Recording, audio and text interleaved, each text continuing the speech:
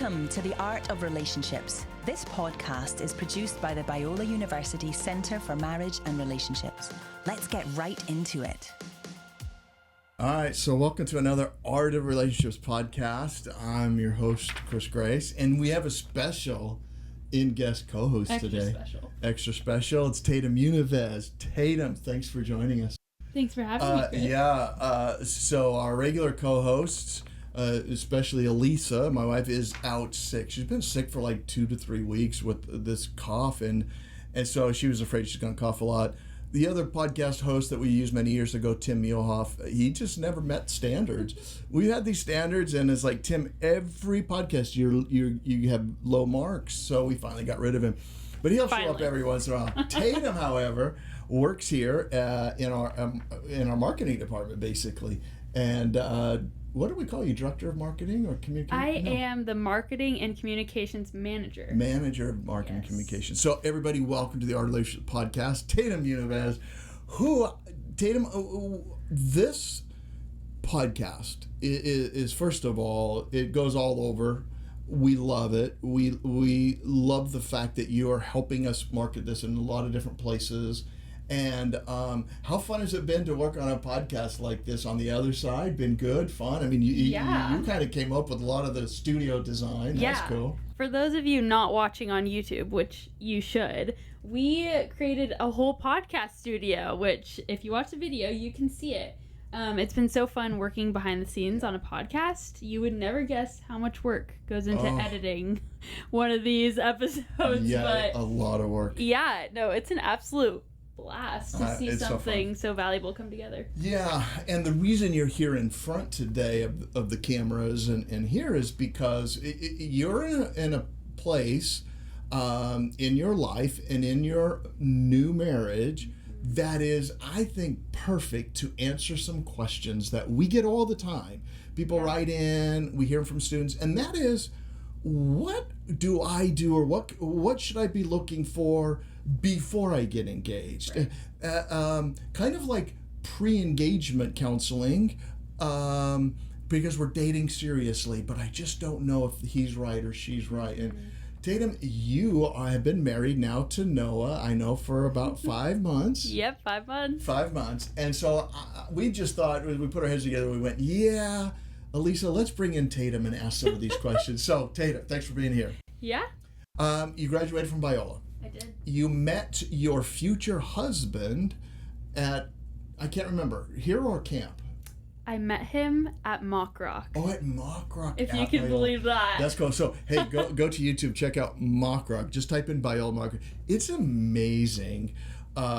What was it, the Mock Rock that you and I were together before then? So it was a year before that. Okay. So we were on separate teams, and I bumped into him while carrying a prop.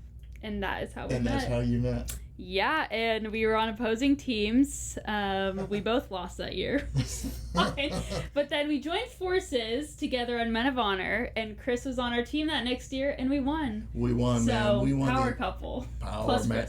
Chris. Yeah. Noah and you carried us. It was something to do. Actually, it was the Joker that carried us. Oh, he Would did. You agree? Yeah. Shout out Cameron. Shout out to the Cameron. And one of the things that you and Noah did was you guys intentionally, I think you did your relationship well. There were things that you guys incorporated into your relationship that I think a lot of listeners out there would benefit from. So Tatum, what I'd like to do is just ask you a couple questions. Great. And let's start with this. You're now dating Noah. It's getting more serious. You are about to get engaged. And there were questions that were going through your mind as well as Noah's about fit, about what kind of personalities, quirks that we have that we should share. How do we react to stress?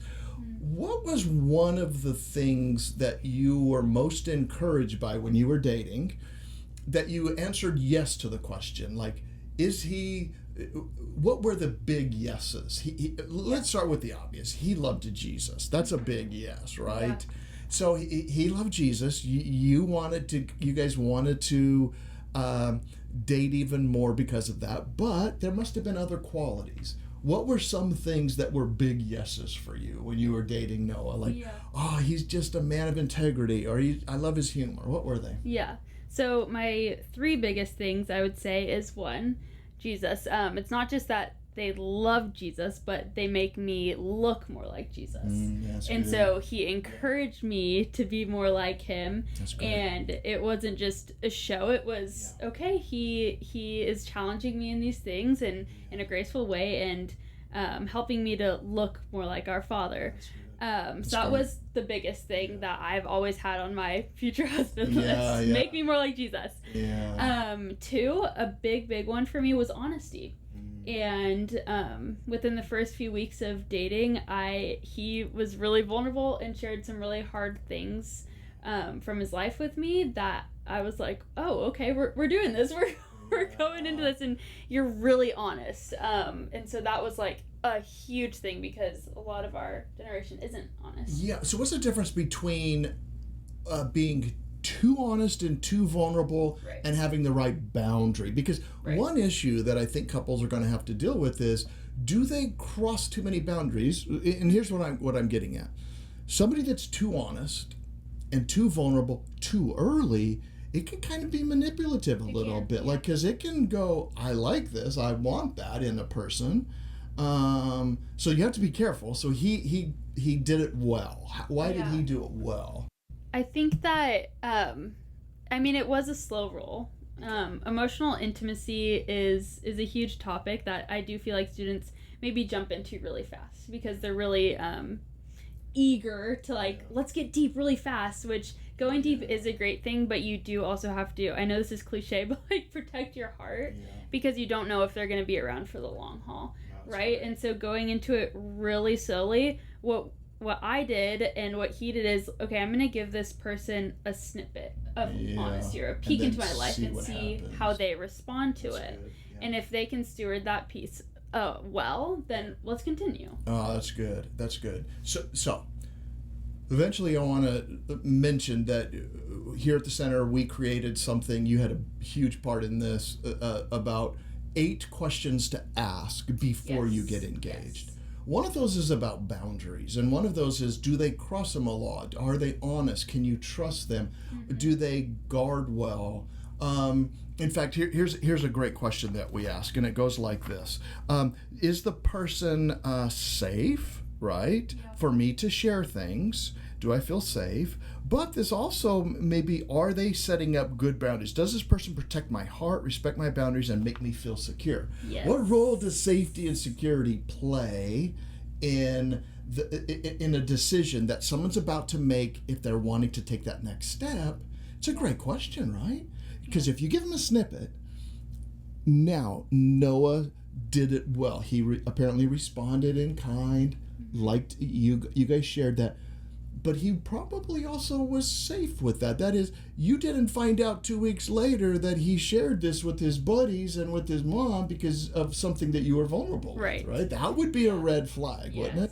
Yeah, so when you're vulnerable with someone, you expect them to take that and hold it safely. Yeah. He always used to say to me, I promise to hold your heart in a locket or in a safe box.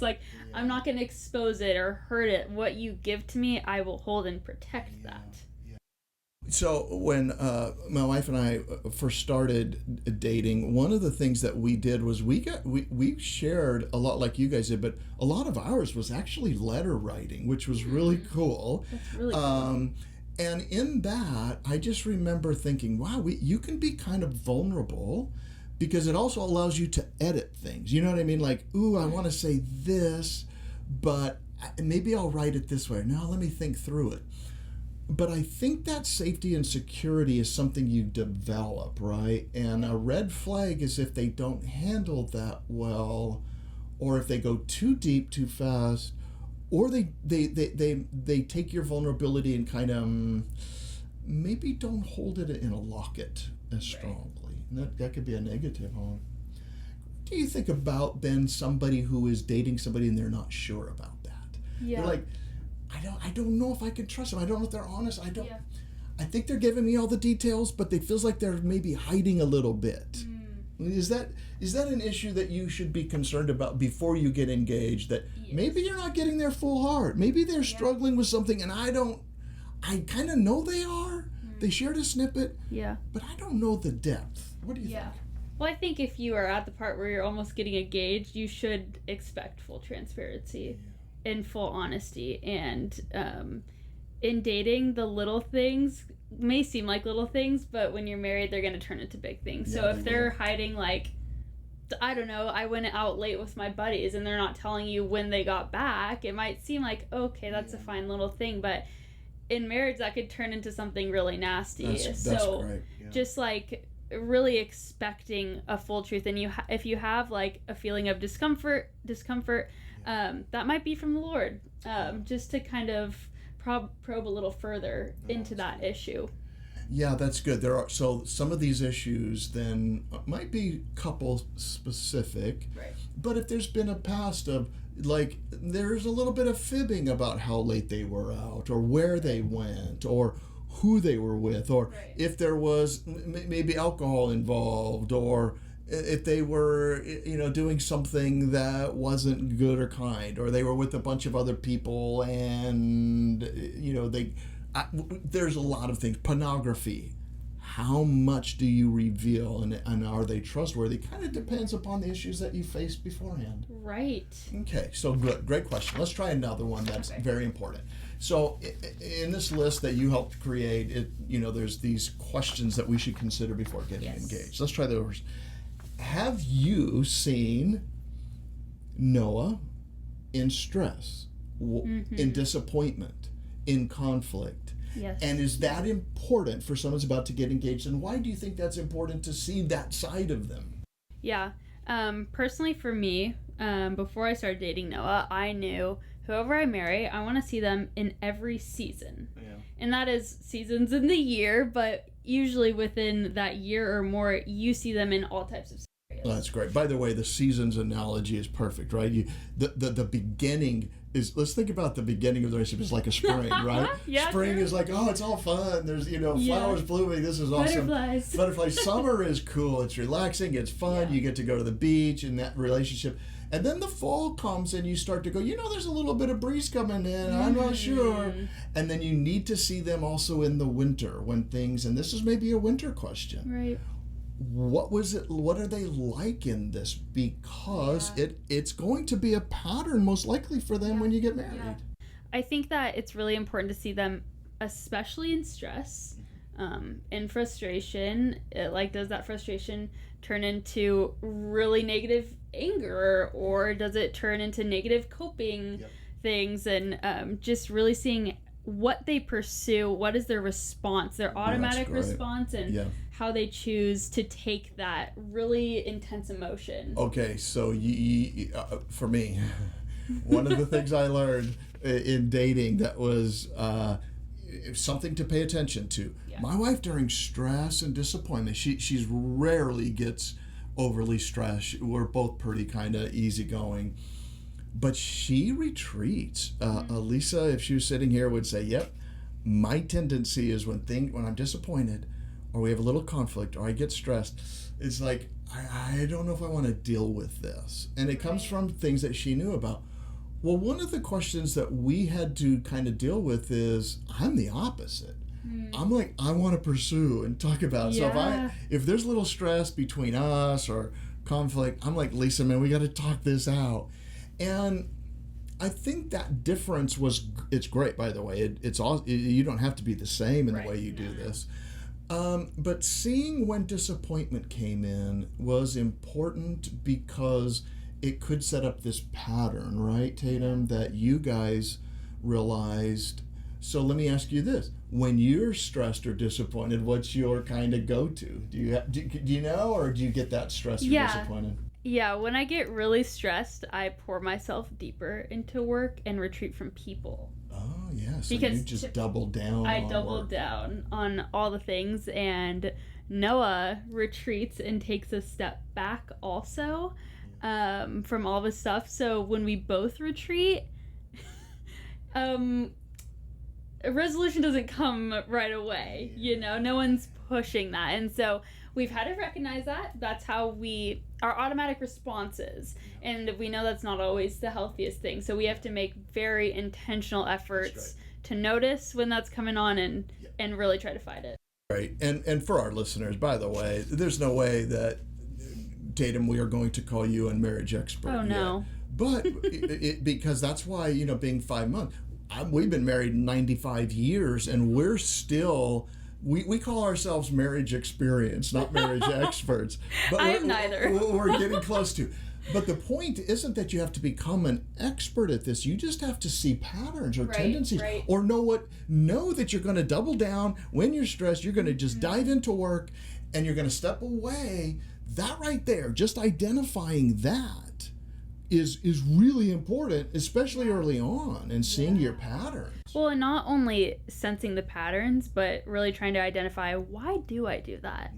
And for me, once I recognized why I do that, it unlocked a lot of things from childhood and for both of us, and just like really working through the why behind that was helpful. No, you're exactly right. And you learn those whys over time, and sometimes they come in. I just remember, Elisa crying one night, and I've told this story before, but it's like, it took 2 hours, Tatum, for me to finally, we've been married about 5 months, and it's this hot, July night, we're just lying there, and I could tell with little tears, that, okay, Lisa, you gotta tell me what's going on, man. I know you don't like conflict. I know you don't like to deal with this, but you gotta tell me I'm safe. It's okay. 2 hours it took her.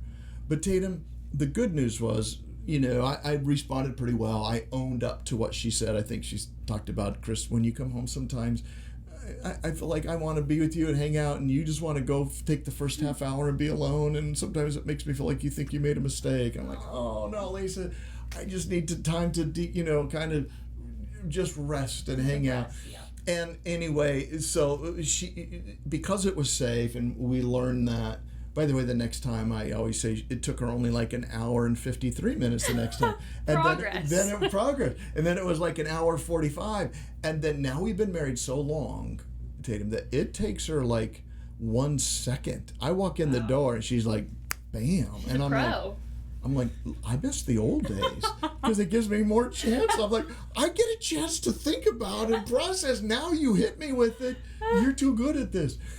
So really what it is you are learning at 5 months, but it's important to know that even before you get engaged, how do you deal with difficulties, huh? Yeah, it's just really paying attention to patterns. I cannot stress that enough. Yeah, you can't stress it enough. So why, though, knowing that pattern is because I'm guessing for you is...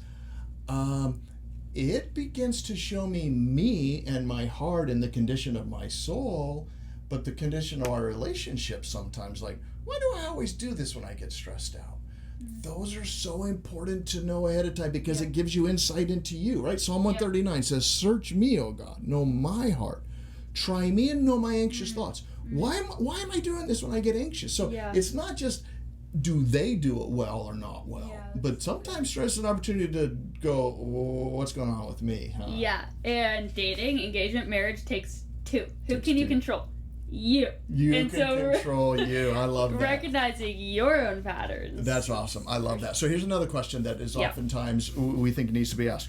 Am I at peace with the decision to move forward into engagement, or are there red flags? Now, let's say this. Red flags, there are certain things that should raise a red flag, and that is green flags. Yeah, they're funny. They have great sense of humor. I find them good looking. All of those things with my wife. Their name's Chris. Name's Elisa. Right, whatever it is. Right. Green flags. Yellow flags would be like, okay, I knew I was going to want someone to be engaged to in the future that loved sports. She would be, like, we could play sports, football, basketball, baseball. We can go to events. She would love it. But at least it didn't. Okay, now the question is, how important was that for me? Is that a yellow flag? Well, it had to be a yellow flag mostly because I had to think through, oh, wait a minute. My expectations of marriage would be we'd be doing this or that a lot.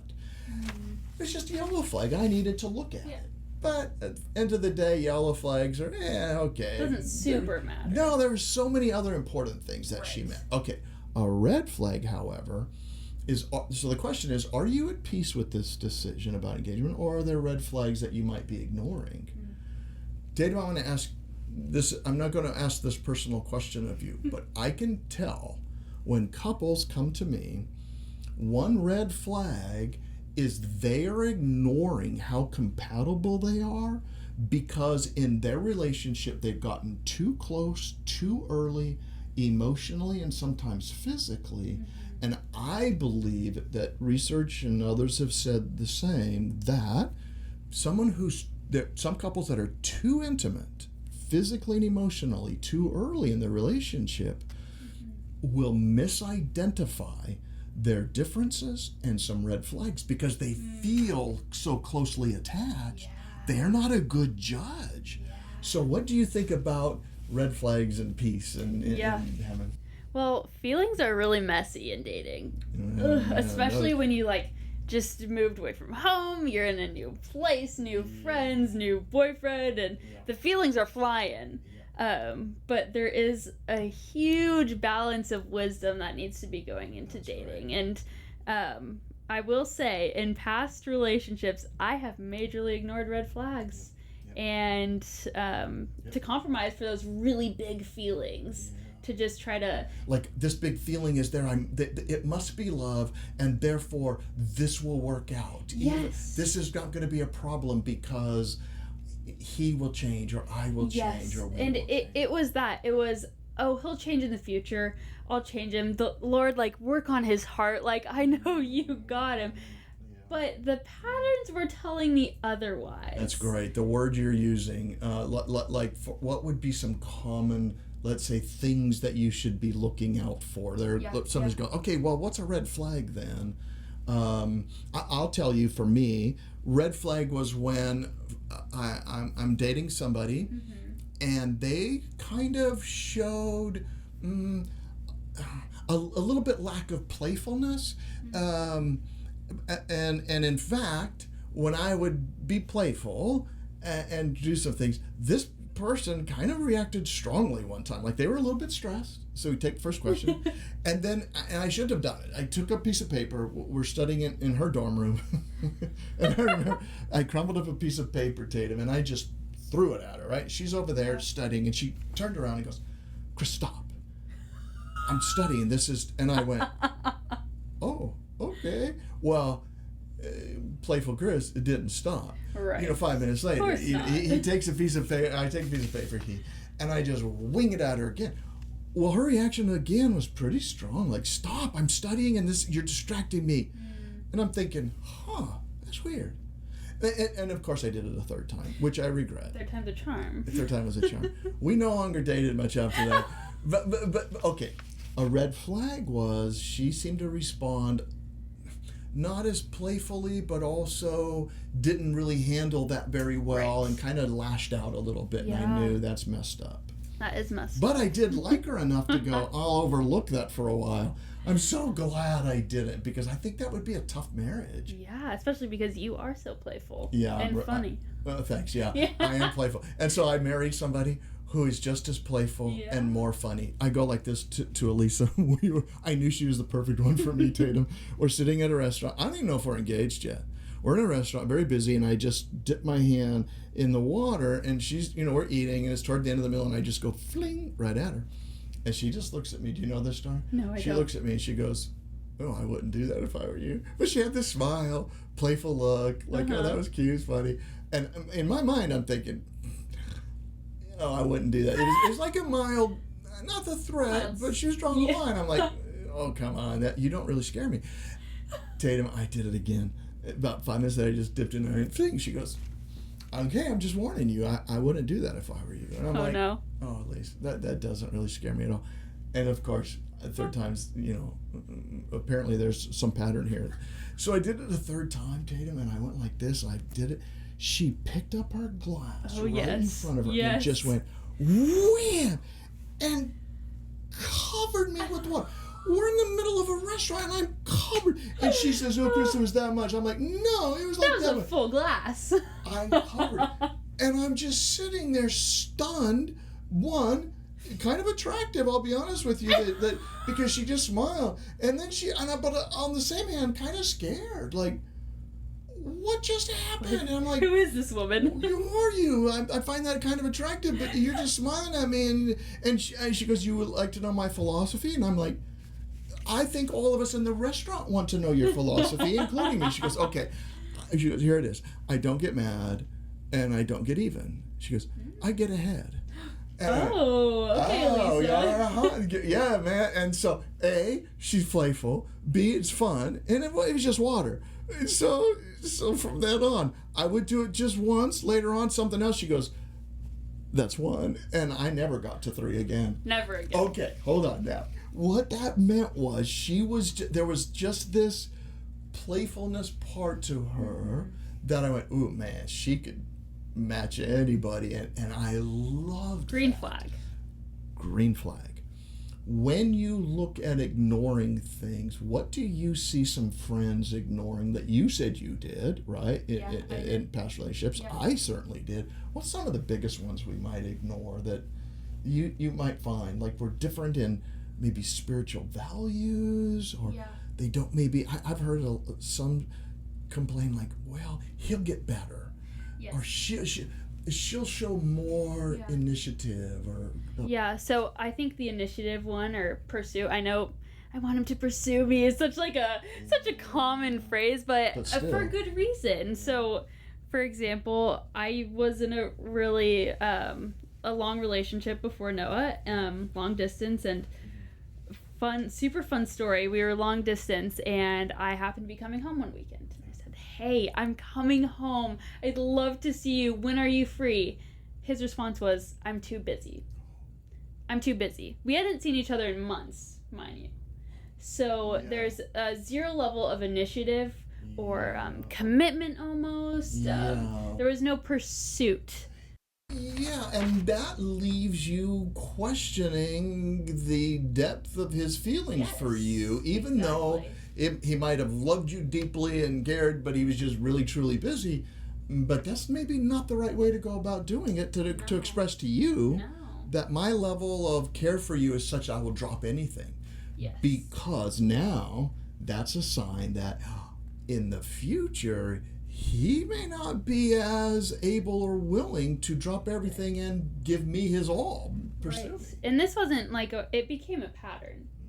And I think that's easy. It's easy to make excuses for the person, or just be like, he's just in a really bad season. I know he'll come around for me eventually, but people tend to ignore that one. And I can't tell you how much better it feels to truly feel pursued, and that anyone would drop anything for you. That's great. I would love that. And I knew that about my wife right away. I became her number one priority behind God in her mind. Well, when it comes to money and marriage, we all want clarity and confidence, right? And especially unity with spouses, right? I think, Lisa, that's why we get to work personally with Colby Gilmore of Blue Trust. That's right. Colby Gilmore, along with other Blue Trust certified wealth strategists, offers personalized, biblically centered financial planning and investment management services, no matter what your income level is. Lisa, say that title twice. Blue Trust Certified Wealth Strategist. That's a tough one. I'm not sure I could. I know. So they do put clients' best interest first, and they don't sell financial products. I love that about them. Me too. And you know what? We highly recommend Colby Gilmore and Blue Trust for anyone looking for both financial unity with your spouse and opportunities to increase your wealth and your generosity. Yeah, so if you guys want to check out ronblue.com or reach out to Colby Gilmore at colby.gilmore@ronblue.com. That's colby.gilmore@ronblue.com. I think you guys will be glad you did.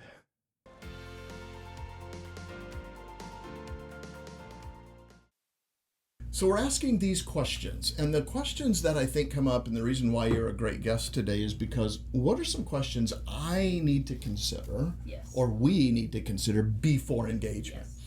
Let's try one of those questions. Tatum, how important is it for someone who is thinking about taking their relationship to the next level? You know, they're seriously dating, but they were like, what is this? Let me ask you about a question that I think is very important. How do they deal with taking responsibility for things like, so it goes like this. Are you both good at taking responsibility for your actions? Yeah. And are you both good resolvers, I guess, in some ways? Or are you more of the blamer, the avoider? And those are important patterns to look out for. But by the way, we're going to use that word patterns a lot because one or two times, you know, somebody maybe says, oh, it's not my fault. It was, you know, my boss's fault, or it was that guy's fault. And okay. But it's that pattern of constantly avoiding taking responsibility. Yeah. So in that case, here's a great question. Do you, when you have conflict, do you both own up to your mistakes pretty well? Yeah. And that's that's hard. Because if I own up to my mistake to my wife, then I have to kind of humble myself and go, oh my gosh, I was wrong. And admitting that is hard, but how important that is to know before you get married or before you get engaged. One of the biggest things that I've learned being married, again, so much you can learn in 5 months, but the biggest thing that I've learned is how messed up I am. I've learned how prideful I am. And one of the biggest things I've had to learn is how to lay down that pride and be humble enough to say, I'm really sorry. Like, I messed up and that's on me. And I have not learned so much humility in my whole life than the past 5 months, it was a big surprise for me how much like they see the ugliness in you. No, what a great insight.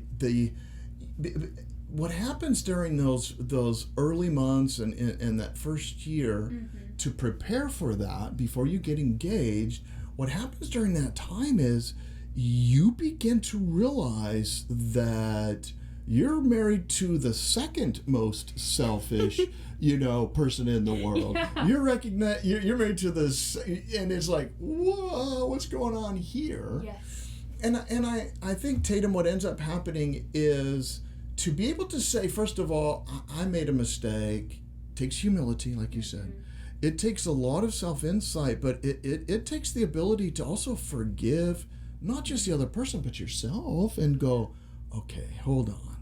I need to ask for forgiveness or say, I'm sorry, I was wrong, please forgive me, right? 9 most critical words that you learn, maybe not right away, but you will learn, I was wrong, I'm sorry, please forgive me.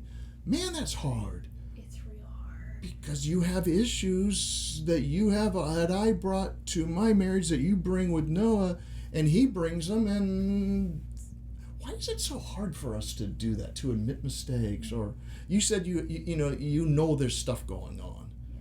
That's the first, is know there's stuff going on. But why is it so hard, do you think, for people to do that? We are naturally so prideful, Chris. Yeah, you think it's pride, yeah. I mean, I do. What do you think?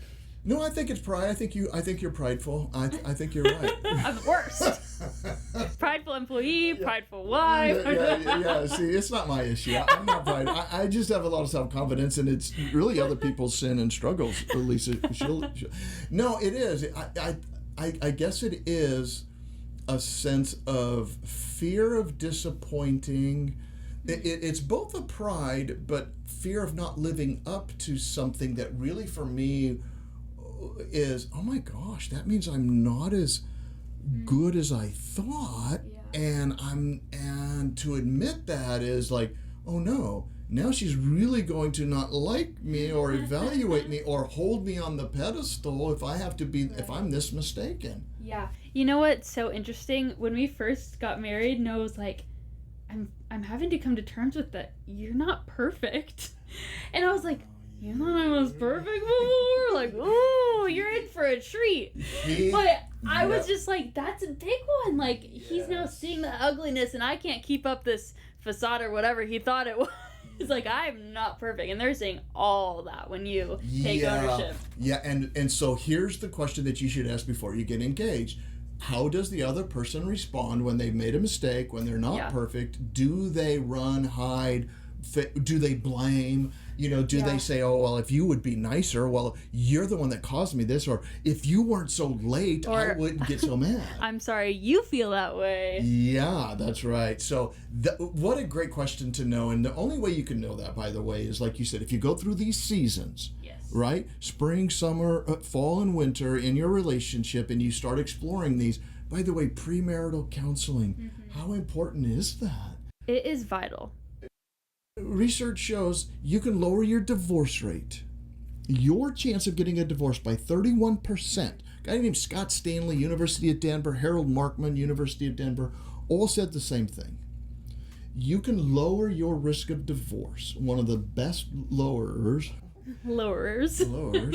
is premarital counseling. And these are the questions that if you came to us, I would say, okay, ready, how do you deal with mistakes? How do you deal with blame? How do you deal with criticism? How do you deal with when you make a mistake? And I think even knowing these questions, you can then practice. Ooh, yeah. And I wish I practiced being more graceful, being more forgiving, taking ownership of those things while dating. Yeah. What would you done differently? Like, would you have just said, I need to practice being humble, or I need to admit more, rather than trying to show a facade? You think it's too easy to show the facade and bring our best selves? You would show they called it, one reason, or I think that she was just a writer, called it front porch me.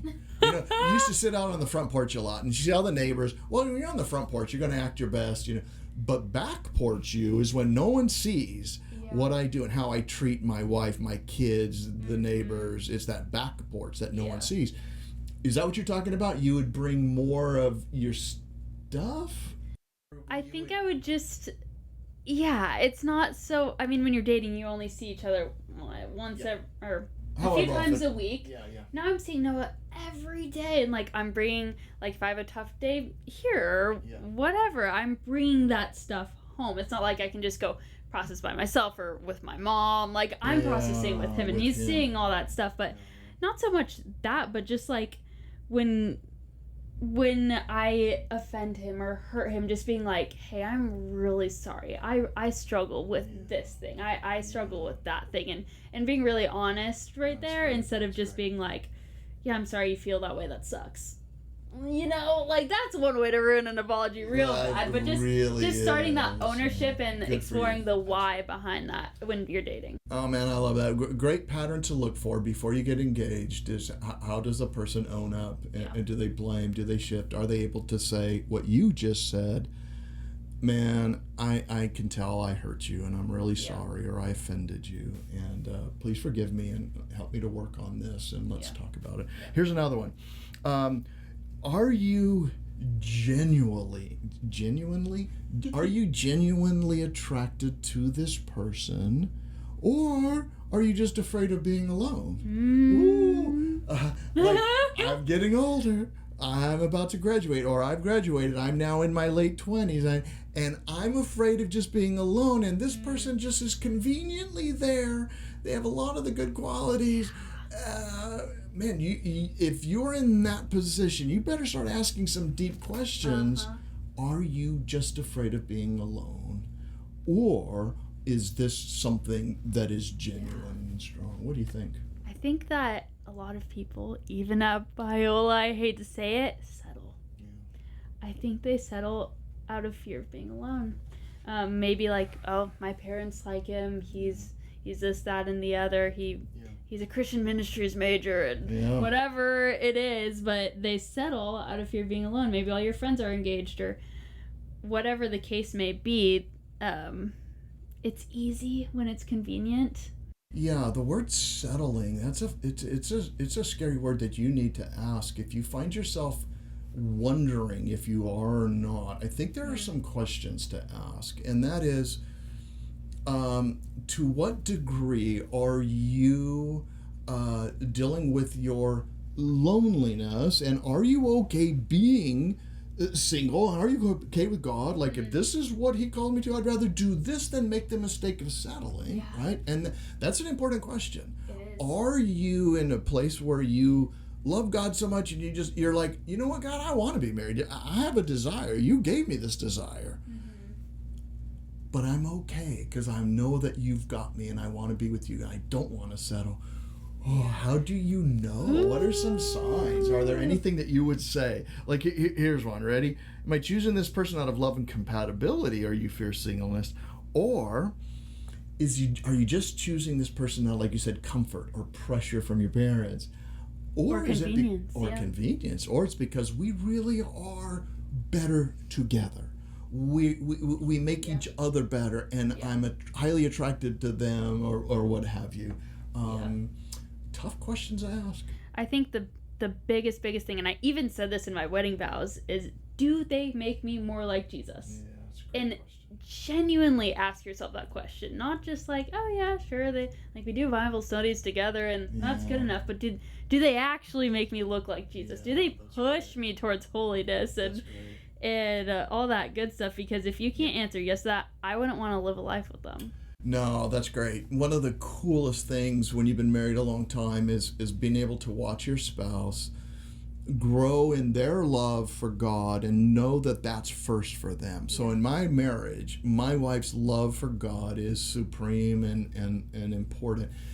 And I play a role in that, in getting her to a place or providing the situation or the context for her to thrive with God. And so let's say she thrives or loves God whenever she's worshiping, or whenever she's in nature, or whenever she's praying, or whenever she's reading a great book. Well, my job is to figure out, where does she thrive, and get her there.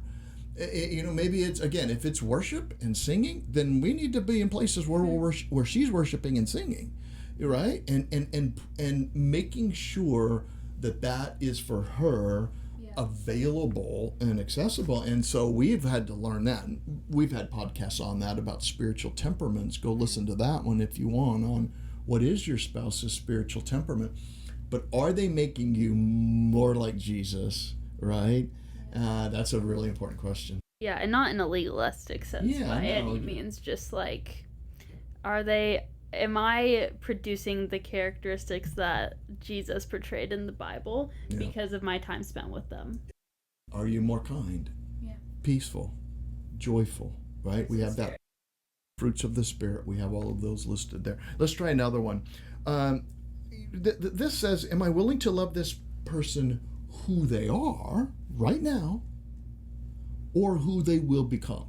So now we're getting to you're saying of patterns. My wife's favorite saying, you should be dating and think about getting engaged and who they are based upon patterns, not potential. Yes. Right? I mean, this is that patterns, idea. Not potential. Pattern. And so what does Love that that mean, Tatum, for you guys when you were dating Noah? You were definitely going, well, if you were saying, I think Noah will be a good guy at one point, he'll be more on, that's like potential. But which is not promised. That's right. It's, you don't know, but and that's especially the reason why. Yeah. It's never promised, that potential. Yeah.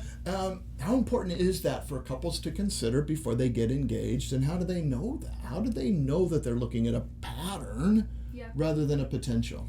Yeah, so one big thing for me when I was looking today, I highly recommend making a list of your non-negotiables before you start dating. That's great. Godly man, they include people, they're empathetic, whatever your list may be. Humorous, playful, kind, yes, you name it. Whatever it is. One of the things on my list is that they would go out of their way to include people. Ooh, cool. So before Noah and I started dating, I would watch him, not in a creepy way, but like I would observe. Well, at least you didn't think it was creepy. There are some people who came to me and said, there's this girl.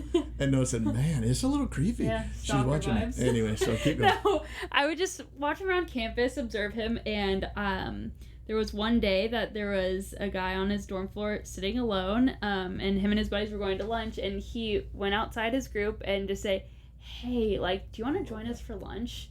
Someone who was alone. And I was like, oh my gosh. And then I saw it multiple times, and I was like, okay, this isn't potential. This is a clear pattern. He doesn't know I'm watching. Yeah. He's not doing it to try to impress me. Like, I know this is his life. This is who he is. It's not something who he will be that. He already is. I love that, Tatum. By the way, just as an aside, our kids, we kind of were blessed and have been blessed by 3 amazing kids who I would say, for whatever reason, maybe maybe they modeled it or saw it from somebody or even in us, were so inclusive. You know, they would bring in the kid that was in the kindergarten class or the 3rd grade class that was the outsider and say, come on over, come to my birthday party. It was just the most beautiful trait in a kid you can hope for. Pray for that for your kids. Okay. When you are about to get engaged, you need to have a list. You need to know what's important, because for some people, they wouldn't even think about it. Are they inclusive or not? It doesn't matter to them. But for you, you had to know that. Yeah. And then you had to be able to see that.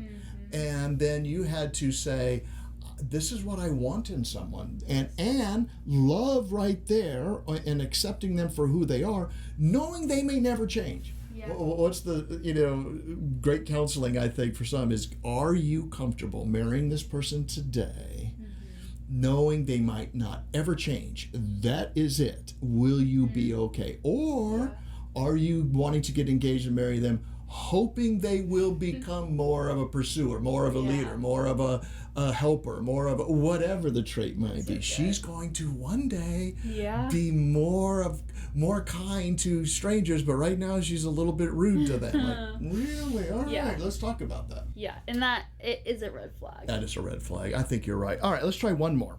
Okay. I think this is, I don't know, this one makes sense, but do you agree on matters that are most important? All right? Those things that are most important to you, those issues, those ideas, beliefs, values, do you agree on them?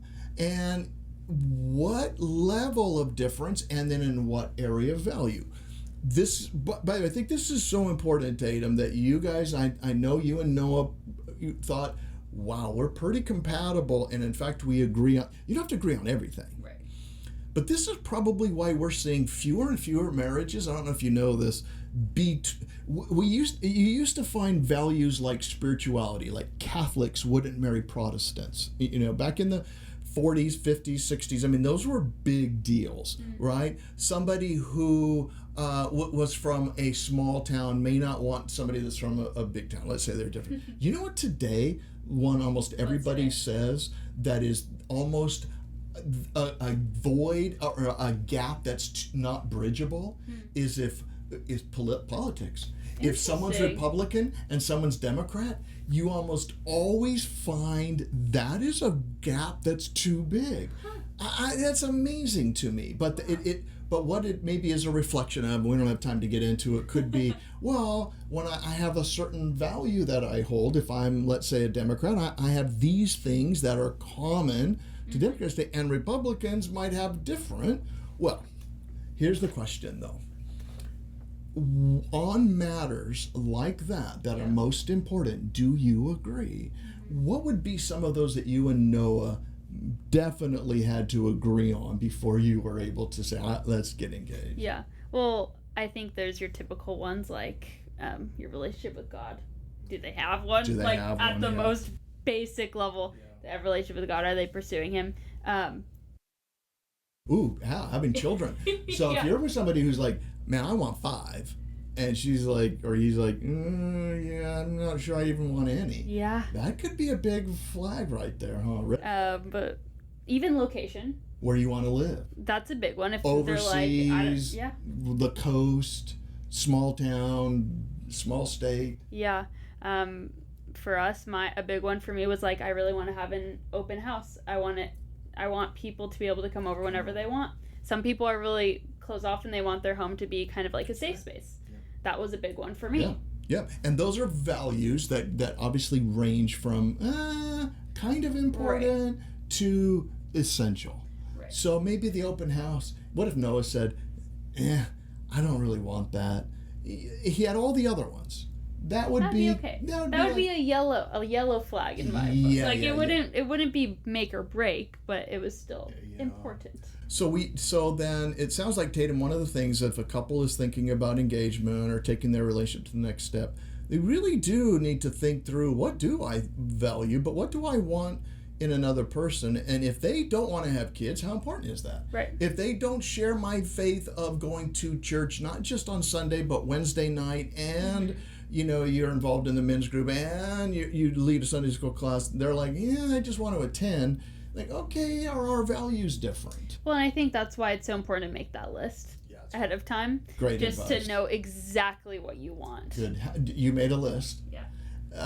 And Noah obviously met your list. He met enough of them. He met enough of them. we not have that perfect list, right? Lisa made like 99 out of 100.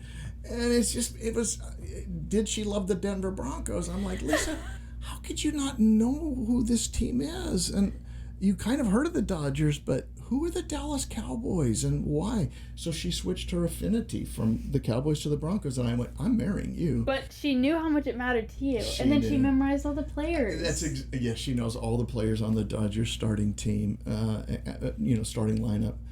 I'm so attracted to that. but so what you're saying is, and what we're kind of getting at is, before you make that step, there are some very important things that you have to agree on. Yes. And they could be big issues, faith. They could be values, politics, maybe. It could be something as simple as, do they want children? Mm-hmm. Do they like their parents and their families? Who are we spending Christmas with? Yeah, that's great. Something so silly. Yeah, and then that leads to that last one. It's kind of that same thing. Are you compatible in the areas, of what you enjoy doing, right? But also this idea of, to me, it makes you feel safe. Yeah. Those values, I'm going to be accepted and loved when those are there. And I think it's a final question. Do you feel safe with this person emotionally, physically, spiritually, to be yourself, to express your values? One of the questions my parents always ask us when we start dating someone new, or I guess it's just my siblings now who are dating new people, can you be yourself with them? It is such a big one. Parents. Great question. Because you can't be yourself if you don't feel safe. Yeah, that's right. I love that. What a great way to end. If you're thinking about getting engaged, can you be yourself with this person? Can you be playful? Can you be fun? Can you love Jesus? Can you do this and feel safe, accepted, and loved by them, and vulnerable with them? And if so, man, a lot of your red flags are going to go down and not even ever be raised, actually. And those are good signs. Tatum, you and Noah, man, thank you for joining us on this Thanks for having podcast. me. Yeah, it's such an important question for people to be asking, especially before they get engaged, which also we recommend pre-engagement counseling here at our center.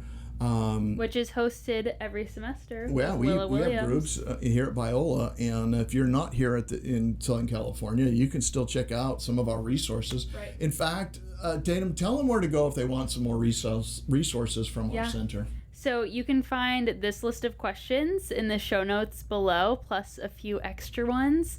You can find more information about our center at cmr.biola.edu. Check out more episodes on the art of relationships. Anywhere where you stream your podcast. Yeah, blogs we have out there. We have articles that are long and short, but really helpful. We have all kinds of resources. So yes, lots of them. Thanks for joining us today. Tatum, thank you for being an amazing guest. You did awesome. Thanks, Chris. And thanks for being marriage experienced to 5 months, but giving some help to those that are there. Way to go. So we'll see you next time. Bye-bye. We're very glad you joined us for today's podcast. For more resources on marriage and healthy relationships, please visit our website at cmr.biola.edu. We'll see you next time on The Art of Relationships.